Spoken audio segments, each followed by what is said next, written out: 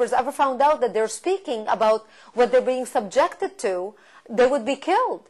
The intimidation and the death threats were unbelievable.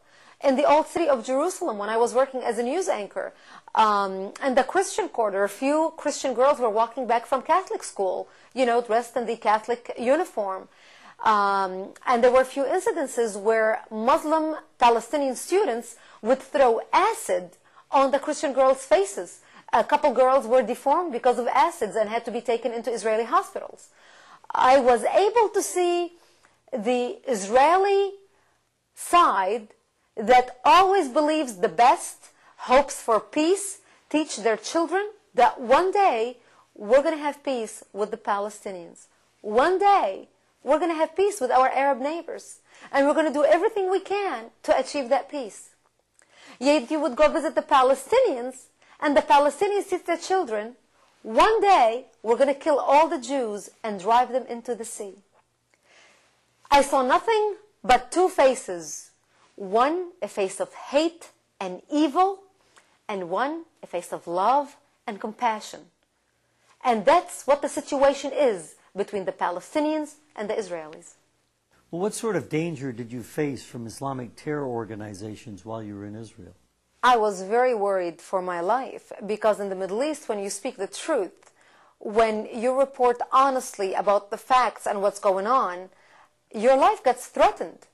Because if the Palestinian media cannot control what you're saying, if the Arabic government cannot control what you're saying, you are a major threat to them, because you are informing the population of what is truly happening.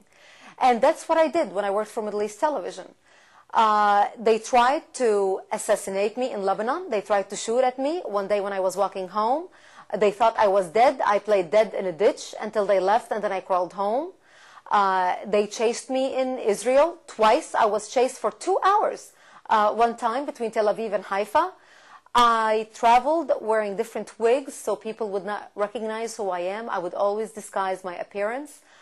People in America do not realize that here in this country, we can voice our opinion. We can even cuss the president on national television. And we never ever have to fear for our lives, because we have freedom of press, freedom of speech. In the Middle East, there is no such thing. There is no freedom of press. If you go against the tide, if you go against what you're told to say, you are a threat and you will be killed. There have been many incidences of journalists in the Middle East being shot, being killed, losing their jobs, and especially now it's a well-known tactic on the Palestinian territories. You report what comes out of Yasser Arafat.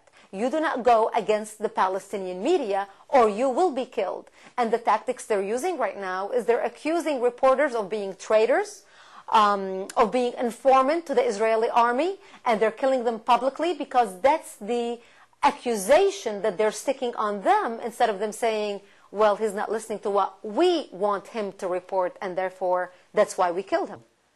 Hezbollah published my picture in the Hezbollah magazine in Lebanon, along with the Israelis news anchor for Mabat, the evening news, calling me a traitor, asking that I should be killed, calling me an Israeli informant, an Israeli spy. It was very dangerous for me to even travel within the security zone inside Lebanon. Well, I understand you buried both of your parents in Jerusalem. What was your motivation for doing something like that?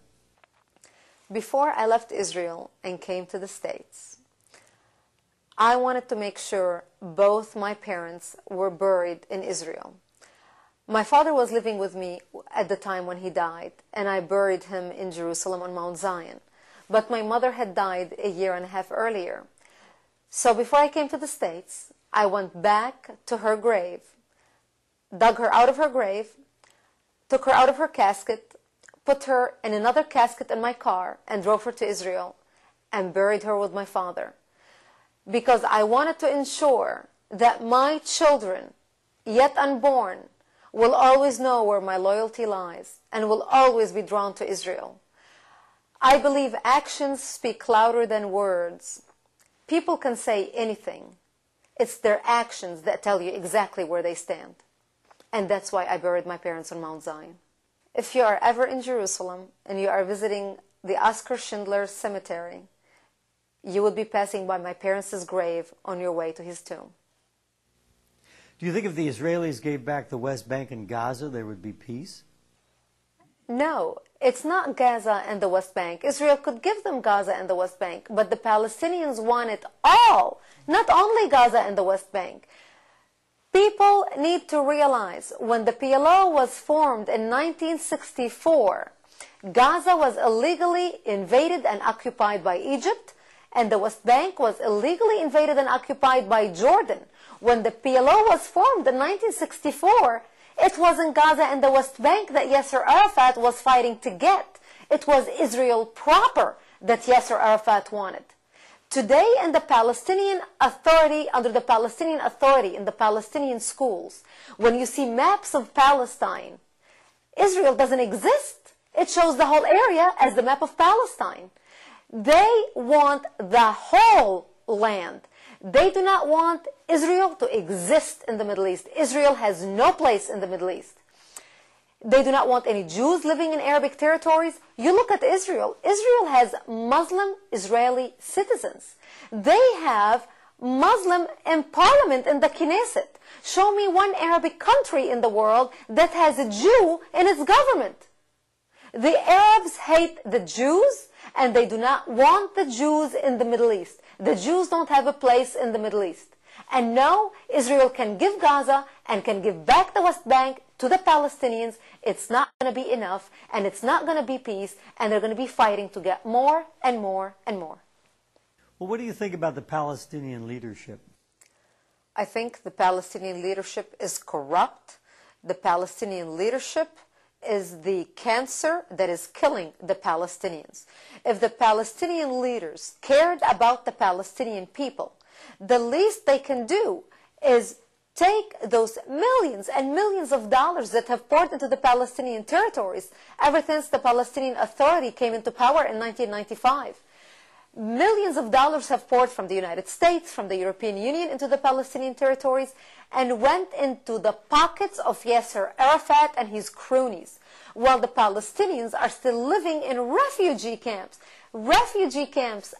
under their own leadership. There is no other group in the world, no other group of people in the world live under their own leadership in refugee camps like rats, without dignity. They live on top of each other. The least the Palestinian leaders, if they care about their people, would take some of the money that's been allocated to improve the Palestinian territories and at least build townhomes for them. Let them live in dignity. Let them go to the bathroom in decent bathrooms. Let them live with respect.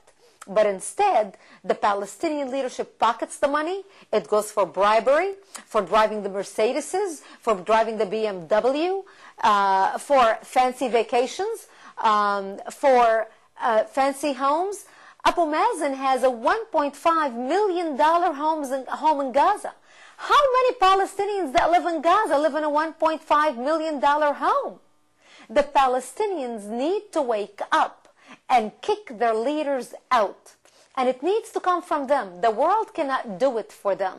They need to wake up and stop buying the lies. They need to realize they are being used as puppets in the hands of a corrupt leadership. And they need to kick that leadership out and start negotiating with the Israelis.